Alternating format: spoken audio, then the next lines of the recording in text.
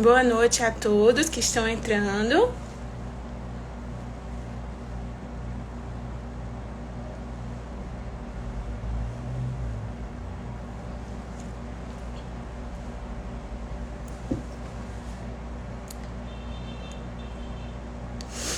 Vamos aguardar mais algumas pessoas entrarem para a gente convidar as nossas convidadas tão especiais de hoje.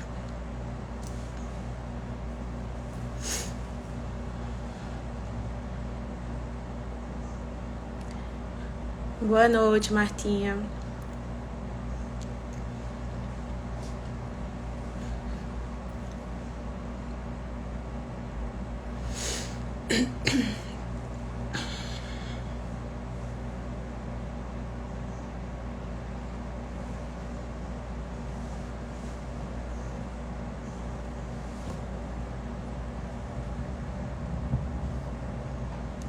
As nossas convidadas, né, já estão aqui.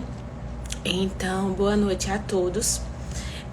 O tema de hoje que tanto a doutora Manuela Porangaba, juíza, né, da comarca de Murici, e a psicóloga Laíse Cardoso, nós vamos hoje tratar de um assunto que mexe muito conosco, né? Não só a gente, quanto instituição, quanto juíza, quanto pessoas, mas é um dos assuntos que mais mexe, porque tá denigrindo aquela criança, aqueles momentos que ela precisava, né, viver. Então, para mim é muito especial estar aqui junto com vocês hoje, porque são duas pessoas em que são muito especiais para mim também, né? Uma eu caminhei desde a minha infância, que é minha prima, e a outra a vida me deu como presente, que é a doutora Manu. Então, vou colocar elas aqui, tá? Junto pra gente discutir um pouquinho sobre esse assunto com vocês.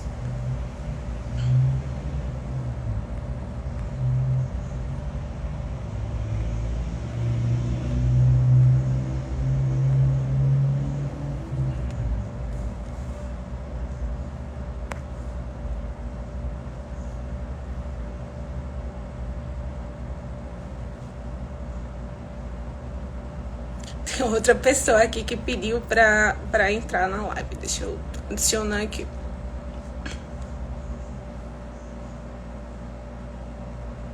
Pode aceitar, meninas. Deixa eu ir me apresentando, tá? Eu me chamo Cecília Jordão, sou coordenadora da Casa lá de Murici e tem 4 anos que eu tô lá, tanto como coordenadora quanto assistente social. E boa noite, meus amores! Boa noite, tudo bom? Tudo bem, graças a Deus. Vocês me Que escutam? privilégio. Boa noite. Primeira vez. Seja bem-vinda, Laís. Obrigada, Cécia. Boa noite, doutora. Boa noite, meu amor. Seja muito bem-vinda a esse bate-papo, viu? Obrigada, que seja bem produtivo, bem prazeroso Sim. para todos que estão acompanhando.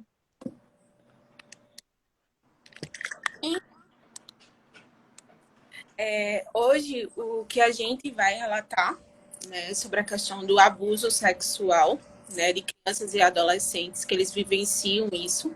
E eu, particularmente, vivencio isso no dia a dia, junto com cada criança, né, que está ali na instituição, porque a partir do momento que eles precisam me relatar, eu acabo vivenciando, né, com eles, porque não se restringe só a questão deles me contarem quanto instituição, né? A gente precisa ir numa delegacia, né, para depor. A gente precisa as crianças precisam também contar aos psicólogo da instituição, pedagogo, né, toda aquela situação. E daí isso me tira muitas vezes muitas noites de sono, porque eu vejo quanto eles ficam totalmente abalados, né? Ter que reviver toda aquela história. Hoje mais cedo eu estava até conversando aqui com a minha família e dizendo que a cada 10 crianças que chegam lá na casa, 9, elas me contam logo. Elas chegam e me contam. É muito raro uma criança, no meu primeiro atendimento, eu não conseguir diagnosticar isso, né, do que ela sofreu. Talvez seja porque, quando ela chega, as próprias outras crianças passam para elas como se eu fosse a mãe da casa, né? Então já passa meio que como se fosse uma segurança para ela. Mesmo que aquela mãe talvez não ouvisse, ela me vê de uma forma já diferente, porque as crianças já acabam passando, né? Isso para ela. Então, eu não vou, se eu for falar sobre a minha vivência, eu vou falar aqui o tempo todo, então eu vou deixar com vocês, porque eu quero muito ouvir. Então, Doutora? eu não sei a ordem que você programou aí de fala, mas a gente pode interagir, tá? Totalmente. Eu sempre costumo dizer que isso não é uma palestra, isso é um bate-papo, é uma troca de experiência, é sobretudo uma mensagem de alerta, né? E por que que eu digo alerta? Porque as estatísticas mostram... Primeiro, boa noite, né? Os que não me conhecem, é de bom tom a gente começar se apresentando. Aos que ainda não me conhecem, eu me chamo Emanuela. Eu estou juíza, porque a gente não é nada, né? A gente está alguma coisa. Eu estou juíza de direito da comarca de Murici e assumo outras funções no Tribunal de Justiça do Estado, mas enfim. Especificamente hoje nós vamos falar sobre abuso sexual, que é um tema que choca, que dói, que machuca, mas ao mesmo tempo é um tema muito real, muito presente e extremamente necessário de todos nós travarmos esse diálogo com os nossos filhos, né, com os nossos parentes, enfim. Eu costumo dizer que lidar com a infância e a juventude é algo muito ambíguo. Por que isso? Porque nos traz muito amor, e é muito amor mesmo, né, que nos dá, mas também, infelizmente, nos traz muita dor, né? Dor quando a gente descobre que uma criança, às vezes, de tão tenra idade, foi molestada, foi abusada, né? Crianças que foram quase sempre violentadas com a conivência, inclusive, de alguns parentes, e as estatísticas mostram que mais de 70% dos abusos sexuais acontecem dentro da própria casa desta criança. Ora, né, cometida pelo próprio pai, ou por um padrasto, ou por um tio, ou pelo avô, né? Mas é algum parente muito próximo. O que choca mais ainda, porque quase sempre o ato de violência vem de quem deveria proteger aquela criança. E isso é muito triste, é muito lamentável. Então, eu sempre, todos os espaços públicos que eu sou chamada a falar, eu sempre acho um jeitinho de falar sobre esse tema, porque eu acho que nós, mães, né, pais, temos que estar atentos o tempo inteiro. Às vezes a gente acha que deixar nosso filho brincar com um coleguinha, o filho do vizinho, não é nada demais, né? E aí essa criança volta para casa violentada, como eu já tive vários casos. Ou a gente acha que deixar o nosso filho com o nosso namorado de 1, 2 meses, 1 ano, não é nada demais, e é ele o abusador, né? Então, é muito fácil, muito cômodo fechar os olhos a essa realidade, né? Como a gente passa na rua, vê uma pessoa pedindo e a gente faz de conta que não vê aquela realidade. É cômodo, né? É fácil, mas é uma realidade cruel e que rouba a infância daquela criança para sempre, porque ela levará traumas para todo sempre. Essa criança será de difícil relacionamento, né? Inclusive, há relatos de que a criança ela rejeita o toque, né? Porque todo toque que lhe foi fornecido foi de uma forma a machucá-la, né? Então, a criança abusada sexualmente chega na instituição sem querer toque nenhum. ela parece um bichinho acuado e a gente tem que respeitar esses momentos e não tocá-la, porque o toque até então era para machucar. E na cabeça da criança sempre fica uma pergunta, né? Eu dei causa a isso, né? A gente ouve de várias crianças, vários adolescentes, né? Que elas se acham culpadas, né? De alguma forma terem sexualizado alguma coisa. E a gente sempre repete, a culpa nunca é da vítima, né? Tem até uma frase que quando eu faço algumas palestras nas escolas, eu levo, né? A Cecília, que é minha companheira aí de palestra, sabe, né? Tem assim, né? Porque às vezes as pessoas falam, os ignorantes falam, né? Ah, mas a menina sexualiza, a menina usou um short muito curto, uma saia muito curta, né? Aí a frase diz o seguinte, né? A culpa é da mini saia. Aí a burca fez, mas também aconteceu comigo, né? A burca, né?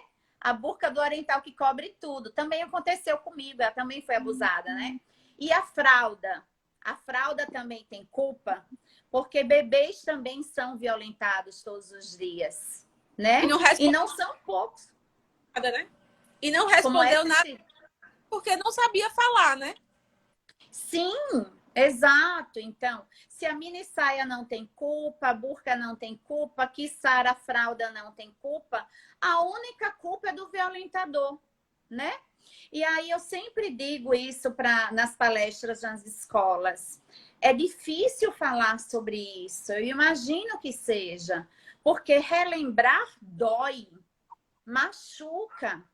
As audiências, quando eu faço, né, eu sempre peço para que vá uma psicóloga para o fórum, para acompanhar essa vítima, porque eu sei que falar machuca, eu sei que dói, e dói em mim, né, que tenho que perguntar coisas tão íntimas, tão horrendas. Imagine na vítima que sofreu na pele aquilo.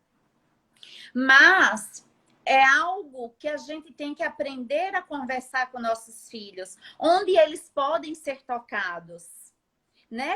E outra coisa que eu sempre falo é que o silêncio, ele não ajuda.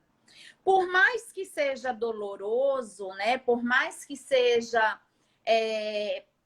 doído para a vítima falar, ela tem que falar. E o violentador é muito interessante, porque ele é um covarde, né? Ele é tão covarde que ele usa do medo da vítima, né? Ele sempre diz assim, olha, não fala porque senão eu vou matar a tua mãe, vou arrancar a cabeça de teu irmão, ou vou fazer isso com as tuas irmãs também, que eu estou fazendo com você. Então, o covarde, né, que não tem outro nome para usar para este violentador, né, que eu não acho que ele seja doente, eu acho que ele seja um covarde, ele usa do medo e do silêncio da vítima para que ele continue violentando esta e outras vítimas. Então, o silêncio, ele é um manto protetor para o agressor. Ele concede ao agressor uma zona de conforto para a continuidade do crime de estupro, né? Então, fale.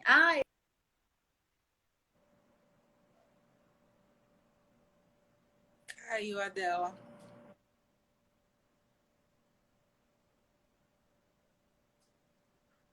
A internet dela, eu acho que tá.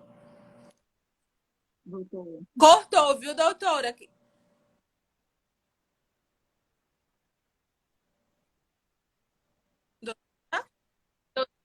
Criança. Oi? Tá cortando, cortou agora, viu? A gente não conseguiu lhe escutar. Voltou agora? Cecília, voltou? Voltou, agora sim. Pronto. Pronto. Eu sempre digo, repetindo essa última fala, que hoje a internet está muito ruim, né? Eu estou usando o pacote de dados aqui, porque eu estou sem internet. Pois é. Mas, enfim, o que é que eu digo? Que a vítima deve procurar alguém da sua confiança. E este alguém pode não ser a própria mãe. né? Porque às vezes a gente pega casos, e não são raros, em que a própria mãe não acredita na versão da criança. E vai além, Ou total conivência. né? E vai além. Às vezes a própria mãe é conivente com o fato. Então, que esta criança busque ajuda fora de casa, né? Que esta criança procure uma amiguinha, as escolas, e a pandemia foi péssimo. Ela aumentou sobremaneira os casos de abuso sexual, porque o que a pandemia fez? A pandemia colocou numa gaiola a vítima e o predador e trancou a gaiola. Então, enquanto que fora da pandemia a vítima tinha 8 ou 9 horas de trabalho do seu agressor, do seu algoz fora de casa, durante a pandemia eles estão juntos 24 horas, né? Então a pandemia fez isso, colocou sob o mesmo teto durante 24 horas a vítima e o seu algoz, né? Então, busque ajuda, fale para uma amiga, né? Combine, use redes de proteção, combine algum sinal de ajuda para alguma amiga, né? Faça um bilhetinho, deixe debaixo da porta do delegado, debaixo da porta do fórum, eu não sei, mas tem que ser falado, né? Assumir para si essa dor e levá-la para o resto da vida não me parece ser algo que deve ser feito por conta do sofrimento da vítima e também, sobretudo, porque você deixa esse agressor livre, leve e solto para que cometa o mesmo crime com outras crianças e outros adolescentes. Verdade. E também o que acontece é que muitas vezes a sociedade, né, ela acha que só a menina, né, pode ser estuprada. Sim. Só a menina pode ter essa violência. E os meninos, né? Porque hoje a gente tem experiência isso na casa. Quantos meninos, né, não passaram pela mesma coisa, né? E o pior ainda, eles eram obrigados a fazer com as suas próprias irmãs, né? Então, como é que eles se sentem em relação a isso? Porque, infelizmente, a nossa sociedade é um jeito de que o menino muitas vezes ele se restringe a dizer porque é chamado de mulherzinha, né? De viadinho, porque a questão de mulheres mesmo que também chegam e abusam, não é só os homens não, né? Nós precisamos acordar e não querer só engalar as nossas filhas, mas os nossos filhos também proteger, em perguntar, em orientar, porque a orientação sexual hoje é primordial, né? Muitas vezes eles não sabem nem o que é aquele toque, acham que simplesmente é um carinho. Por quê? Porque não foram educados e sabem que era um carinho, que era um toque, né? Então temos que ter essa concepção de que a sociedade ela precisa parar com esse jeito de rotular as coisas. Não, tanto os meninos quanto as meninas passam pela mesma situação, né? Mães que totalmente são negligentes com essa situação. Outras não, realmente não têm noção da situação. Mas quantos casos, né, que a gente já pegou ali de mãe total conivente, que se a minha mãe, que é a pessoa para me proteger, está sendo conivente, o que é que eu posso acreditar, né? O que é que passa na cabeça dessa criança nesse momento, né? É verdade, não acontece só com menina, muito embora as estatísticas mostrem. E eu digo estatísticas, a gente tem que ter cuidado quando falar isso. Porque quando eu falo estatística de crime sexual, eu falo de algo de muito algo imaginário. Porque eu não posso ter a pretensão de imaginar que todo crime sexual é notificado. Porque não é, né? É uma estatística que está próximo da realidade. Mas os números, eles são muito maiores. Então, muito embora as estatísticas também mostrem que é mais comum, mais usual, né? Infelizmente, o abuso sexual contra meninas, os meninos também são violentados, né? Eu, um dia desse, não, já há algum tempo, eu fui chamada a julgar um processo não foi aí na comarca, na minha comarca, mas onde uma criança, um menino, sexo masculino, de 5 anos de idade, pediu à professora para sair da aula para ir ao banheiro, né? E a professora deixou, e ele voltou sangrando. E a professora descobriu que ele havia sido abusado sexualmente no banheiro, nesta ida ao banheiro.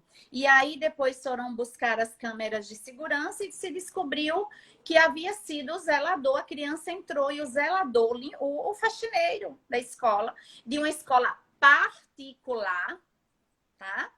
Diga-se de passagem, que ao ver a criança entrar sozinha no banheiro, ele foi atrás. E lá abusou sexualmente desta criança, menino. Então, meninos também são abusados. Meninos também são violentados. A única diferença é que meninos se sentem muito mais envergonhados, incomodados de relatar o abuso do que as meninas. Então, se nas meninas o ato da violência sexual dói e machuca, para os meninos isso muito mais. E isso é trabalhado dentro da instituição a todo momento, né? Para ajudá-los a lidar com isso e a falar. Porque até para falar é difícil, né? E aí eu gostaria de ouvir a doutora convidada hoje aqui. Boa noite a todos novamente. Para quem não me conhece, sou Laís, psicóloga. Já trabalho há pouco mais de 10 anos na área, porque desde quando comecei a estagiar no 5º período, trabalho com educação com crianças e adolescentes. Não trabalho diretamente, assim como vocês, com a questão de abuso e crianças que vão para estão em situações de risco, mas já acabei atendendo vários casos porque estou dentro da educação nesses mais de 10 anos. Pontuei aqui algumas coisas enquanto a senhora falava. Que alguém que está assistindo comentou e uma outra que vocês falaram. A primeira é sobre a mãe que não acredita. Não lembro quem falou, quem comentou aí. Realmente, muitas vezes a mãe não acredita. E algo que até estava conversando com o Cécio hoje à tarde foi sobre essa questão de rede de apoio. Para mim, o melhor caminho é essa questão da educação sexual. Na escola, na sociedade, na casa lá, que acredito que vocês já fazem esse trabalho dentro da casa lá, mas que seja algo que englobe toda a sociedade. A partir do momento que a criança é trabalhada desde pequenininha sobre a questão sexual, a educação sexual, e não aquela forma rotativa, aquela forma mais pergunta-resposta, tá? Que é a teoria. Mas até mesmo em forma de brincadeiras, dá para se trabalhar isso com crianças desde 2, 3 anos de idade até a adolescência, a fase adulta, já nem precisa mais se trabalhar, porque eles já vão ter essa consciência de si e do mundo. Aí, quando a mãe não acredita, é necessário ensinar, educar a questão da rede de apoio. Se minha mãe, meu pai é o abusador, meu tio, meu avô, então eu posso sim procurar a tia da escola, posso procurar a vizinha, alguém que eu sinta confiança para chegar e falar. Aí um outro dado que eu estava comentando também com o Cési, que ela falou também no início. 9 em cada 10 falam para mim na primeira vez que conversa comigo. Porém, na sociedade, quem não tem essa sorte de chegar até SESI, até as equipes que trabalham com isso, não falam. Se fecham, se sentem envergonhadas, se sentem culpadas e muitas vezes agridem o próprio corpo porque se acham culpadas e acabam levando isso para si.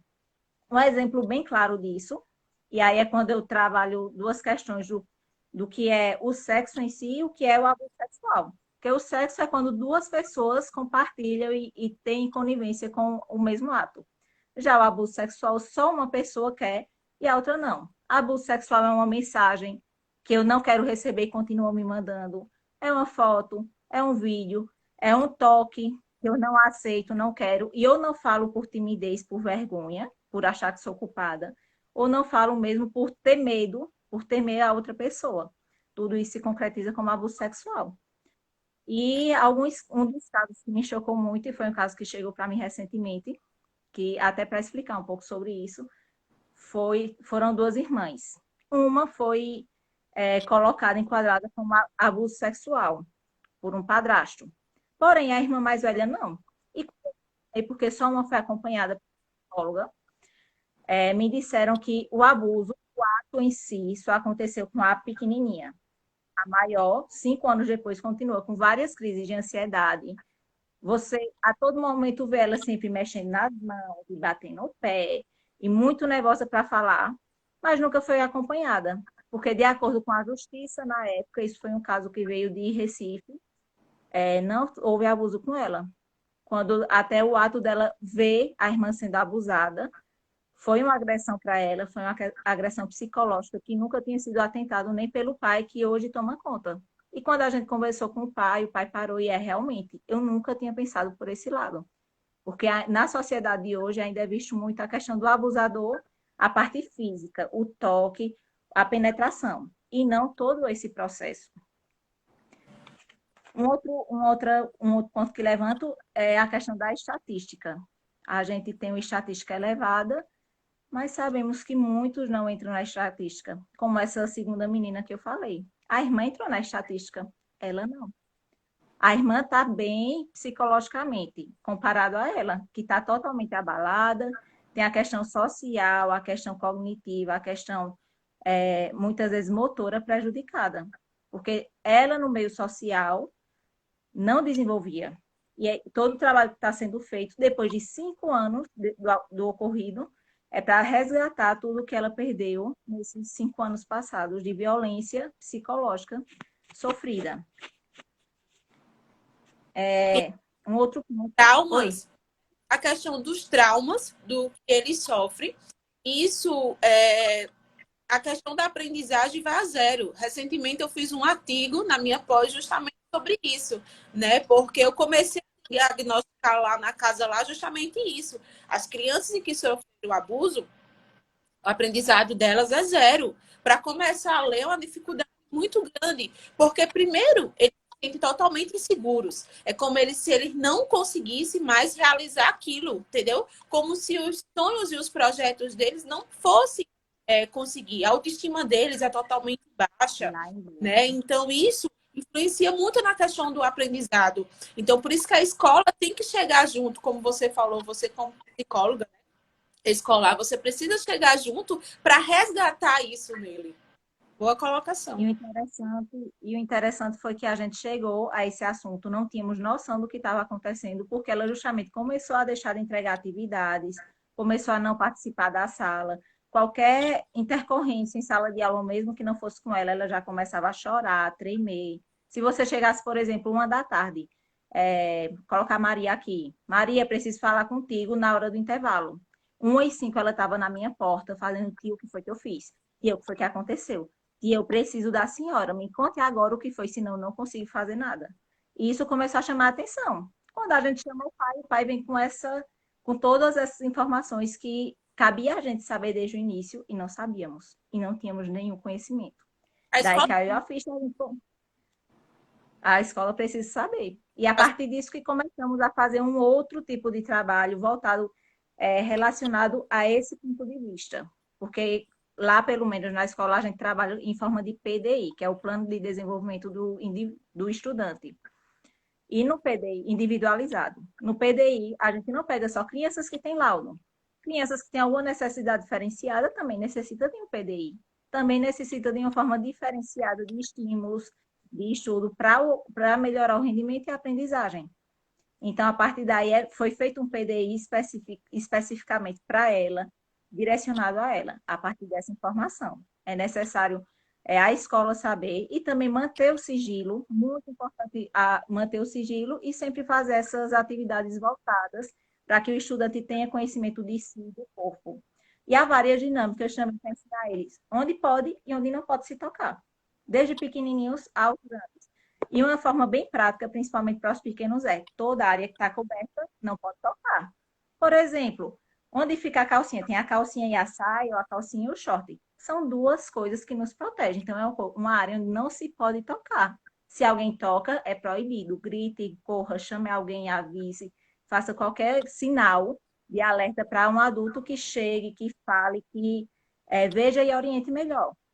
Aí tem outras questões. A mão pode tocar. E se for uma mão que puxe você e leve para algum canto? Sinal amarelo. Aí a dinâmica dos semáforos. Na amarelo. Vamos ver para onde essa mão vai levar a gente. O braço pode tocar? Pode. O ombro pode fazer carinho. Quando começa a descer, já não pode tocar. Cuidado, pare, aí pode mexer, só com o papai ou alguém de confiança. E também outra coisa bem importante é que os responsáveis, aí já não coloco os E pais. às vezes até o pai, né? A gente tem que ter até esse cuidado de falar assim, né? Ah, papai e mamãe podem tocar. Às vezes até o pai não Exatamente. se pode tocar nessas Nessas áreas, áreas. né? Porque não raras vezes é o próprio pai o abusador, né? Aham. E E até visando essas questões, principalmente esse ano a gente focou muito isso na escola com os pequenininhos. Maternal, infantil 1, sempre que a professora vai trocar ele, sempre que a professora vai fazer alguma questão de higiene pessoal, fulano, vou agora trocar sua fralda, você deixa, estou tirando a suja e colocando a perfeito. limpa. Preste atenção como é que se faz. E ele já tem essa independência. Quando vai, não, tia, você pode tocar.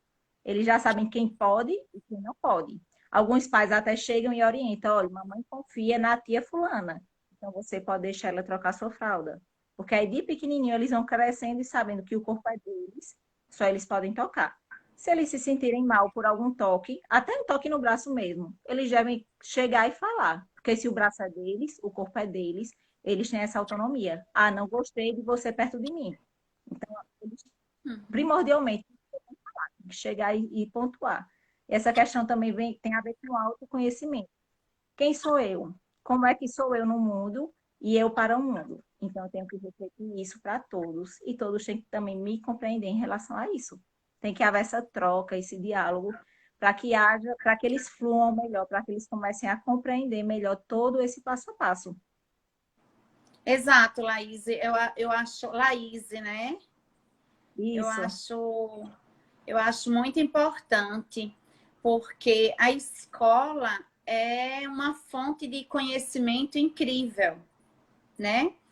Vários fatos que são descobertos através da observação das professoras, das coordenadoras, da própria escola em si.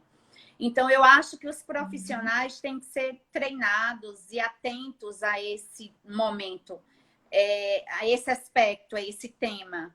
Porque o corpo fala, né? Eu lembro que na faculdade de serviço social, que antes de fazer direito, eu fiz serviço social, né? E era obrigatório a gente ler esse livrinho, O Corpo Fala. Não sei se você leu, Cecília. Mas é muito interessante, porque o corpo fala mesmo, basta a gente observar, né?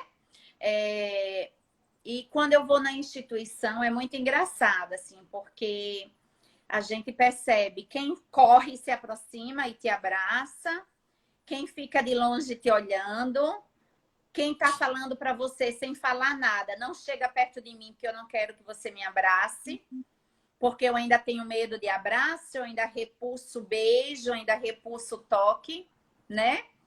Então não precisa a boca falar, né? E a gente conhece nossas crianças, né? E aí vai um aviso para as mães. Mãe, não desconfiem de quem vocês jamais desconfiariam, sabe? Não existe confiança, não deve existir confiança absoluta. Porque as estatísticas mostram, eu repito, quem violenta quase sempre é aquele que a gente diria que jamais poderia fazer aquilo, né?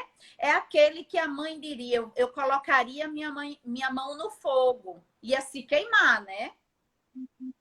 Porque é uma pessoa muito próxima. Então, desconfiem sempre, né? Seus filhos é o que há de mais sagrado, né? Quando se acaba um relacionamento, a tendência é a gente, óbvio, reconstituir nossa vida, inclusive do ponto de vista amoroso, afetivo, achar outro companheiro, mas nossos filhos são nosso maior patrimônio. Porque homem vai e vem, mulher vai e vem, os filhos ficam, né? Então, e eu não conheço ser, Laís, mais sincero, mais honesto do que uma criança. Raras vezes você pega uma situação de uma mitomania, de uma verdade criada, de falsas memórias. É muito raro. Vez ou outra acontece, mas é muito raro. E quando Então, acontece processos básicos, a gente já desvenda isso. sim, sim. Então, eu sempre digo, né? Se você fosse escolher em quem acreditar, né? Se passar pela sua cabeça ter que escolher em quem acreditar, acredite no seu filho, sabe? Vá, tire a dúvida, né? Eu vejo algumas mães, né, Cecília, em audiência falar assim, eu digo, mas a senhora, seu filho não lhe falou? Sua filha não te falou que foi violentada? A doutora falou. E a senhora fez o quê? Nada. Eu digo, e por que a senhora não fez nada? Porque eu não vi. Olha, como se o abusador fosse chamá-la, né? Ó, vem cá, fulana. Vem pra cá, senta aí numa cadeira que agora eu vou estuprar a sua filha. E você tem que ver, porque você vai servir de testemunha, né? Ou como se a mãe não estivesse em casa, ele fosse na rua, batesse na porta do vizinho. Vizinho, vem aqui. Venha servir de testemunha, porque eu vou estuprar aquela criança ali. Quando a gente sabe que é um crime de 4 paredes. É um crime que quase nunca deixa testemunha. Ninguém estupra ninguém na rua. Nós somos roubados na rua, nós somos furtados na rua, nós somos atropelados na rua. Mas estuprado na rua, só se for um doido, né? E até o doidinho arrasta a vítima para o matagal, para um matinho, para um lugar que cubra, para trás do muro, né? Mas dentro de casa, a mãe não perceber, me parece um pouco ingenuidade, ou me perdoem as que estiverem assistindo, burrice ou conivência. Porque eu tenho que observar o meu filho. O meu filho tem um comportamento tal, e de uma hora para outra ele começa a apresentar um comportamento completamente diferente. Alguma coisa aconteceu, né? Eu tenho que olhar, eu tenho que perceber que os olhares do meu companheiro, do meu namorado, que seja, para minha filha que está entrando na puberdade, é diferente. Eu tenho que perceber quando ela vai tomar banho, o que é que meu namorado faz, o que é que meu marido faz, o que é que meu companheiro faz. Porque muitos deles brecham pela porta, né? Ou dão um remedinho a ela, olha, você está muito nervosa, né, meu amor? Toma esse remedinho, vá dormir, porque de madrugada eu vou no quarto da sua filha. Então, a gente tem que separar, gente, de ingenuidade, né? Vamos abrir o olho.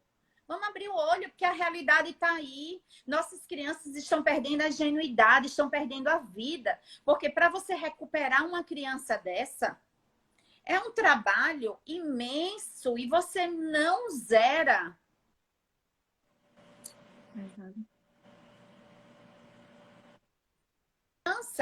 Ela sempre, você vai trabalhar para que ela ressignifique aquilo, né?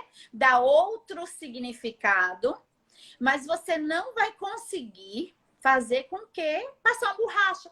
Ah, meu Deus, meu maior sonho era ter uma borracha para chegar lá na nossa casa lá, né, Cecília?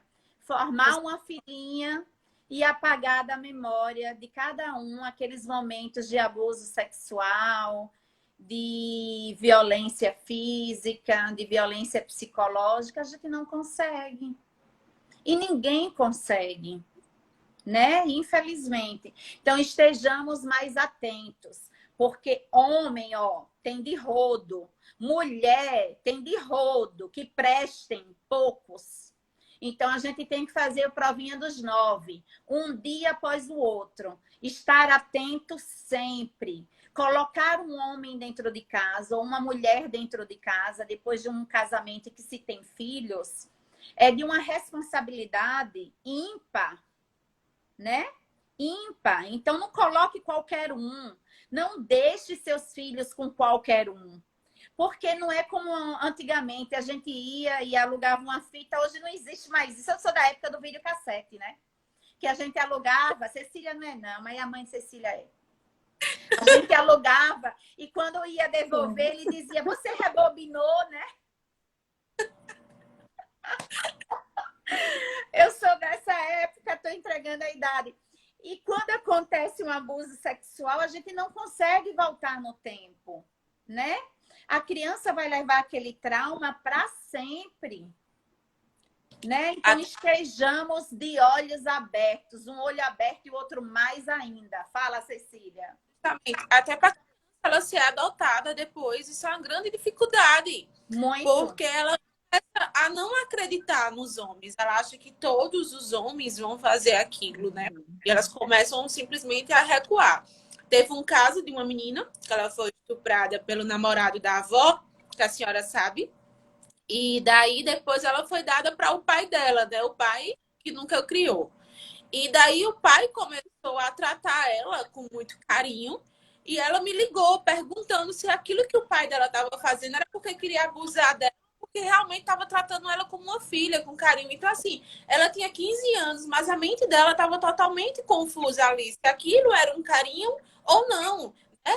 Mesmo a gente sempre conversando, sempre fazendo o nosso trabalho com a instituição. Mas aquela criança, aquela adolescente, né, na realidade, ela se sentiu não, isso eu nunca recebi de um homem, né? E ela sempre falou, tia, para mim é até difícil eu conseguir me relacionar com uma pessoa, né? Um namorado futuramente, porque eu meio que tenho um bloqueio em relação a isso, né? E já teve até um caso, não sei se a senhora lembra, lá em São Miguel dos Campos, quando a gente trabalhava, em que o menino ele foi estuprado, né, por uma mulher, e passei 7 dias com ele lá no HGE. E ela colocou os próprios filhos dela de menor para abusar das meninas. Só que naquele tempo não existia a lei, né? Em que, como hoje, que a voz da criança, né, é válida. Antigamente não, era o resultado do IML e não tinha para onde correr. E simplesmente os conselheiros tinham levado a mãe e o menino junto e na hora lá na sala eu não sei o que foi que aconteceu. Resumindo, o resultado do ML veio negativo e o menino, eu passei 7 dias com ele para reconstruir o ânus. Né? Então, assim, são muitas coisas que no dia a dia nos choca, né? Crianças em que foram abusadas, em que estavam indo para a escola com cuidadoras e o pai começou a perseguir e ela simplesmente teve que ser internada no hospital de saúde mental. Porque ela simplesmente ela teve um surto. Ela não aguentava mais ver o rosto daquele homem, né? Vivenciando aquilo. Hoje não, hoje ela é uma outra adolescente, com outra perspectiva, uma outra menina, né? Mas ela sabe que ela sofreu, né? Então, às vezes, é a forma também de você entrevistar cada criança, é a forma de você perguntar. Você tem que passar segurança para aquela criança. Você tem que dizer, meu filho, eu confio em você. Obrigado por você confiar em mim. Obrigado por você contar isso da sua vida. Né? É a forma também que eu acho que os profissionais eles devem se preparar para isso. Não é você chegar e querer que a criança lhe conte da hora para não. Não é assim, Sim. não. As crianças minhas, elas me contaram através de um desenho. Não foi na fala. Elas sentam e pedem um papel. Eu dou um papel e ela desenha. Ela desenha uma casa e outra bem distante. Aí eu perguntei quem morava nessa casa. Ela citou todas as pessoas e ela morava sozinha nessa casa. Porque era o que ela queria. Ela queria sair daquele ambiente que não estava bom para ela, né? Então, como a Laís mesmo falou, a criança, o corpo, né? Ela vai demonstrar de alguma forma. É pegando uma boneca e me dizendo, né? Como se for... Ela conta a história fictícia da cabeça dela, dizendo que é outra criança, que aquilo aconteceu com outra criança, mas aquilo é com ela que aconteceu, né? A gente sabe. Acho que foram pouquíssimos os casos em que na primeira entrevista eu não consegui com que essa criança me contasse. Mas logo depois de uma semana, mais ou menos, ela bateu na porta lá da minha sala e disse, tia, me desculpa, eu menti para a senhora. Mas eu preciso contar e contou. E é como um dia eu estava conversando com o delegado, quando eu levei uma criança para depor. Eu falei para ele,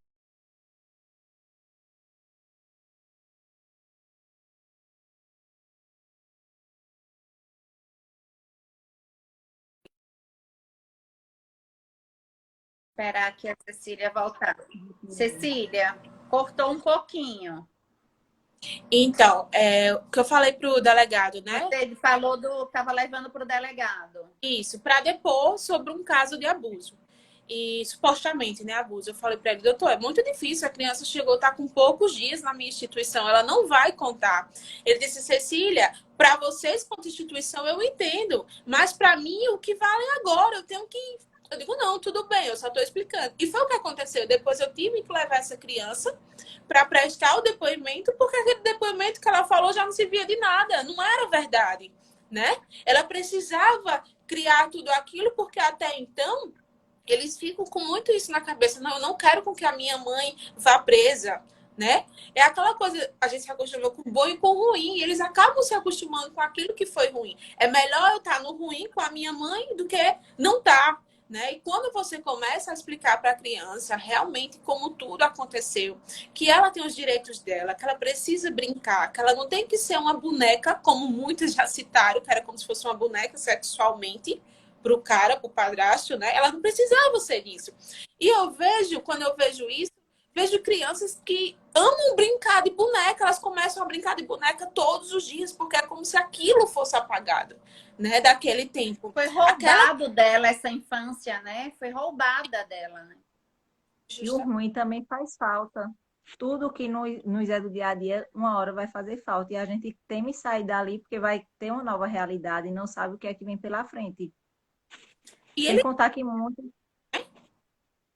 da... como tu falou na questão do desenho, muitos não sabem que estão sendo abusados, porque não sabem até que ponto é o toque, até que ponto é um toque de carinho e até que ponto é um Sim, toque de abuso. é isso que eu ia falar, Laís. É comprar a criança, desde o momento que ela nasce, o pai e a mãe são as figuras que a protegem, que alimentam, que cuidam. Aquele toque, há uma confusão mental muito grande. Aquele toque, ela acha que é normal e que ela deve se submeter a isso, né? Tem até essa semana, tem um mês, eu acho, mais ou menos, não estou lidando muito bem com o tempo nessa pandemia, não. Mas eu vi algo assim, uma reportagem de uma menina que havia sido abusada sexualmente pelo pai.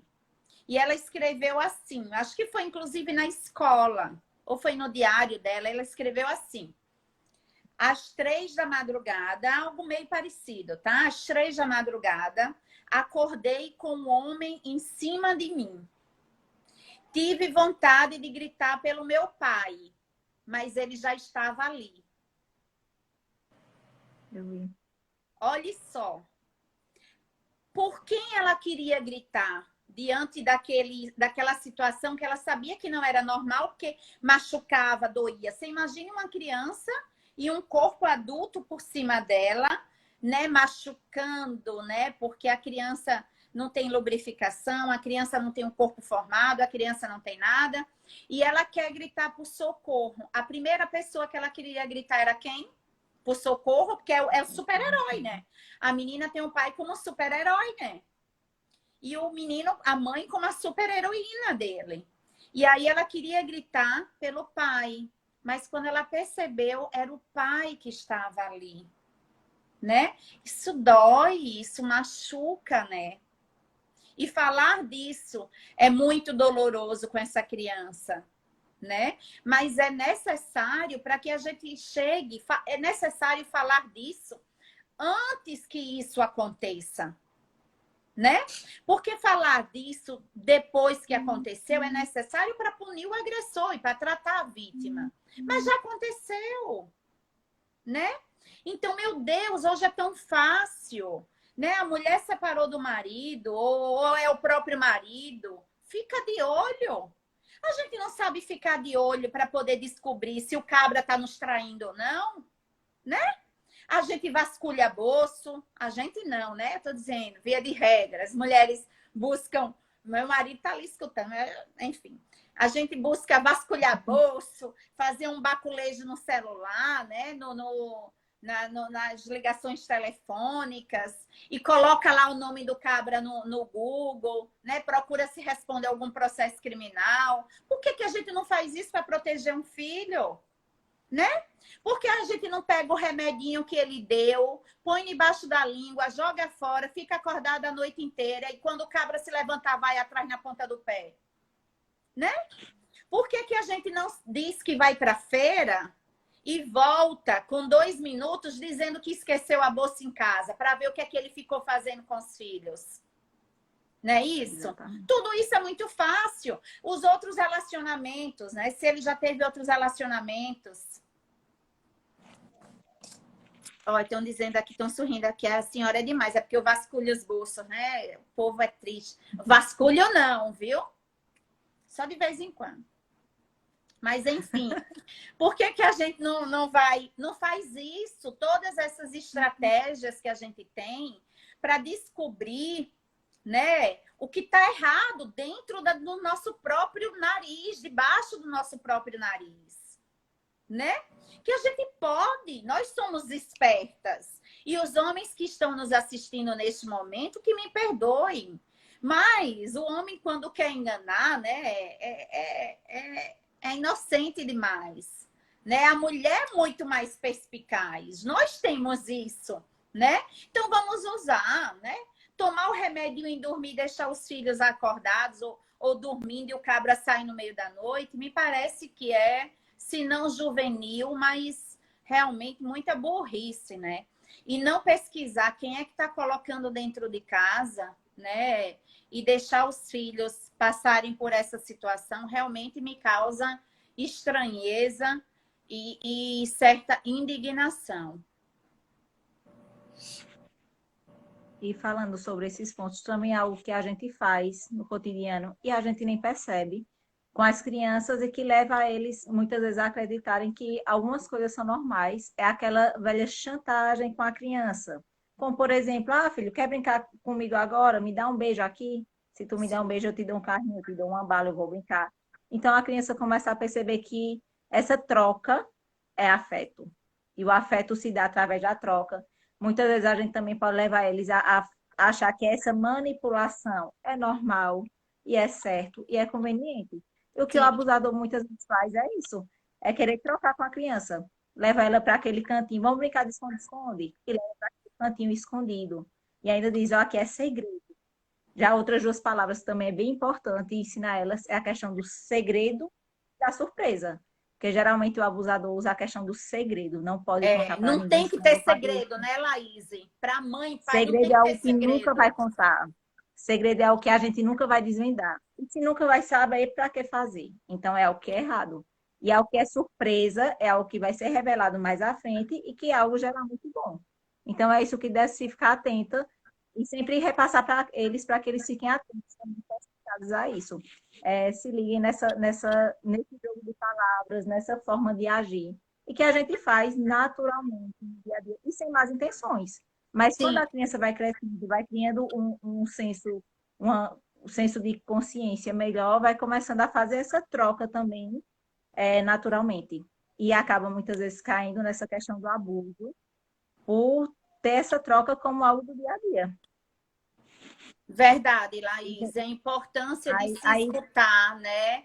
Os filhos, de se uhum, acreditar, de se verificar quem são os amigos dos nossos filhos, de pensar 1000 vezes antes de deixar nossos filhos passar o dia na casa dos amiguinhos, porque você pode até conhecer a criança, mas você não sabe quem está na casa da criança. Você não sabe quem é é o sempre pai desta brincar. criança, não é verdade? Verdade, é sempre brincar, os filhos brincarem embaixo dos nossos olhos. Se eu vou sair, se eu vou viajar, mas que eles fiquem próximos a mim brincando. Porque aí eu estou vendo, eu estou Exatamente. acompanhando, eu estou vendo passo a passo. E é sempre também a questão do, dá um beijo no avô, pegue na mão do tio. Se a criança não quiser, também não insista a Verdade. esse ponto. Ser uma boa criança é ser uma criança educada.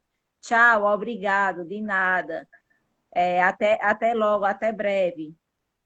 Não insistir no contato próximo, porque eles vão Sim. entender também que eles não precisam entrar nessa situação. Se eles E não procurar quiserem, entender, de eles vão ser repente, o forçados. porquê da rejeição, né? Se for uma rejeição Isso. muito grande, o porquê, né? Tentar buscar o fio, né? Puxar como se fosse um novelozinho de linha, vai aos pouquinhos tentando entender o porquê daquela rejeição. E os desenhos, é muito interessante, a Cecília falou em desenho, agora eu lembrei. Os desenhos das vítimas abusadas sexualmente, eles são tão autoexplicativos, né? Eles sempre desenham monstros, né? E a gente cresceu imaginando que os monstros estavam debaixo das nossas camas. E a gente ficava embaixo do lençol, né, se protegendo do monstro. Nem sempre o monstro está debaixo da cama. Às vezes o monstro está no quarto ao lado e vem nos visitar à noite, na cama. Então, mães, abram o olho, né? Estejam atentas. Porque uma vez feito, acabou, não se volta a fita. É isso que eu falo. Então, estejam atentas, são seus filhos, né? Eu tô falando mãe, não aquela que pariu, porque às vezes a que pariu é a que é conivente, né? Verdade. Eu tô falando mãe, aquela que sente o amor verdadeiro, genuíno, às vezes aquela que não pariu, mas que adotou, que gestou no coração. Tô falando mãe de verdade. Porque mãe de verdade é aquela que protege. É aquela onça parida que pelos seus filhinhos vai pra guerra, come um vivo. Essa é mãe, né? Mas aquela que vem numa audiência me dizer que não fez nada porque não viu, para mim isso não é mãe, né? Para Meninas, mim isso deveria... Oi, Cecília. só temos 3 minutos. Vão dar 1 hora em 7. Pronto, enfim, eu já falei demais, agora é com vocês. Eu gostaria de agradecer a vocês por este momento especial. Apesar de ser um tema, né, que tanto mexe com a gente, que nossas noites de sono, que é tão triste, mas foi muito bom estar aqui hoje, nesta noite com vocês, compartilhando isso e, como sempre, aprendendo bem mais com vocês. Imagina, eu que agradeço. É um tema que eu sempre estou disposta a falar e pode fazer os convites, que aí eu aceito todos, sempre que possível. E meu muito obrigada a todos que assistiram e fiquem atentos, porque toda atenção é pouca. Laís, meu muito obrigada, Laís. Obrigada, Manu. Obrigada, Ceci, por essa troca, primeira troca profissional entre as primas e irmãs. Obrigada a todos que estão atentos. Me colocar também à disposição, qualquer dúvida, qualquer pontuação que queiram fazer, os que estão assistindo, o Ceci, Manu também. E queria fechar aqui esse momento, da minha parte, com uma frasezinha de uma música que se faz muito pertinente nesse momento, que é O Farol, de Vitor Kay. Cantor que eu comecei a assistir por causa do meu filho, de 10 anos, que sempre escuta. E a frasezinha é: o mesmo céu que chove é o mesmo céu que faz sol. Quando a escuridão vier te abraçar, encontre o seu farol. E dizer, meninas, que vocês fazem toda a diferença aí. Acompanhe o trabalho de vocês e vejo que vocês são o farol, são o sol de muitas crianças e adolescentes que já não viam o caminho, já não viam uma direção para seguir. E hoje, com certeza, sempre que vou à Palmeira, que vejo os meninos de vocês por lá, vejo que eles têm um outro brilho no olhar, têm uma forma de vida. Agora eu tenho vida, agora eu tenho esperança e eu posso contar com alguém. Então, que continuem assim. Parabéns pelo trabalho de vocês. Vocês são brilhantes, fantásticas. E estou com vocês para o que precisar. Muito Obrigada, obrigada. Laís. Beijo para todos. Tchau. Deixa salvo, hein, Cecília? Tudo bem. Tchau, tchau. Tchau, minha gente. Um abraço.